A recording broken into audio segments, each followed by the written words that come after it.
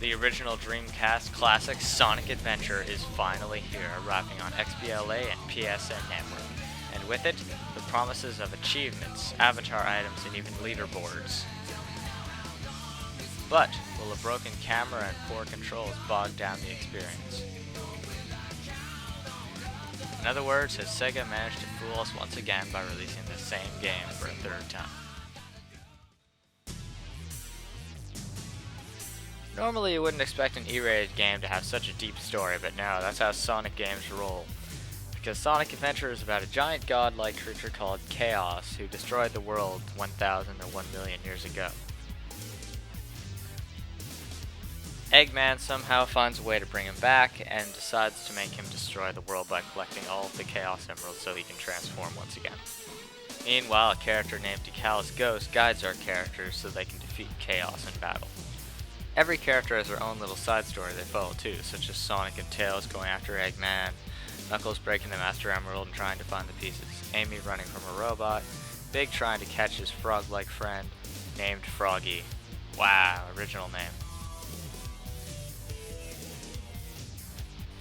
And E102 discovering his true place in life. But let's not kid ourselves, these characters are just here so you can play as more characters and the game goes on longer. Still, really? Big the cat? Every character in Sonic Adventure has their own diverse style of gameplay, well, aside from Sonic and Tails, who essentially have the same kind of style of gameplay. If you're not running through the stage full speed trying to get to the end, you're playing some sort of minigame in an airplane in the sky, snowboarding, or even playing whack-a-mole. There's a lot of minigames and a lot of replay value. Every character also has their own unique abilities, such as Sonic's homing attack and Knuckles being able to glide, and Big's fishing. I hate Big's fishing. One of the worst Sonic game mechanics ever. The game also seems to have a problem with boss encounters. Every character seems to fight the same exact boss at one point in the game. I'm not kidding here. In Chaos 6, you fight him with Tails, Knuckles, and Sonic. You really get tired of that fight. Sonic Adventure has a rocking soundtrack featuring lots of jazz, rock, pop, and even some blues. It also has some great orchestral pieces that set the mood for many scenes. It might just be one of those few games that you actually go out and buy the soundtrack for. Not saying I did or anything, but yeah.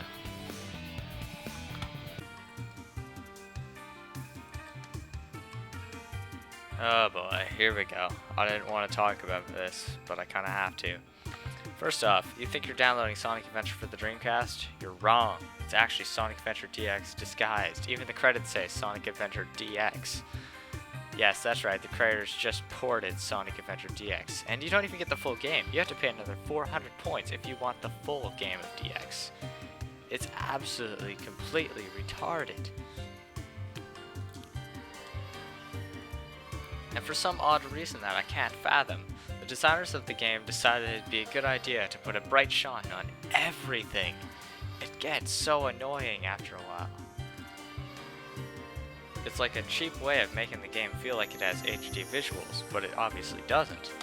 Unless you're watching the CG cutscenes, which still look beautiful even by today's standards. And now the worst problem. The camera from hell. Oh my gosh, this is the worst camera ever made. And I understand it was in the Dreamcast version. But if they were going to add that weird shiny thing to all the characters, they might as well have went around, and fixed the bloody camera. And another thing, for some odd reason now when you go through a level and you hit one of those points where it switches maps, there's a loading screen. Even in the Dreamcast and GameCube versions, there wasn't a loading screen. It's like, the Xbox really can't handle that? Really? You will be happy to know, however, that Sega did go back and fix some of those cutscenes with the terrible movement problems. But Eggman still has his infamous Chaos Emerald throw. Also, the one good thing apparently about this game being on XBLA were the online leaderboards. But they've now been hacked and there's no point of them. Sega, you might want to fix this. All's well that ends well, right?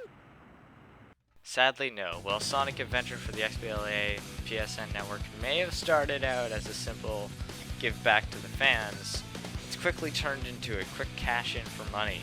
Chat races aside, all the mini games and everything else aside, it does have a lot of replay value, but it's 800 points, and you're not even getting the full game with this. You actually have to pay another 400 just to get the DX version, which is technically what this is.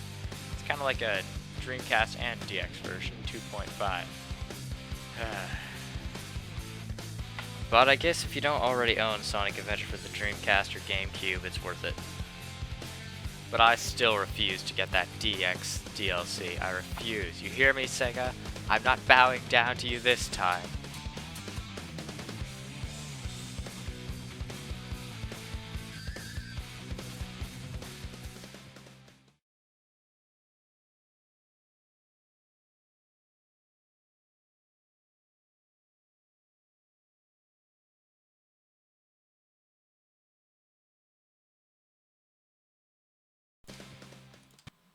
Come on, Frog. Come on. Take the bait. You suck. No, go away, Metal Fish. Go away. Leave my lure alone. I hate you, Big.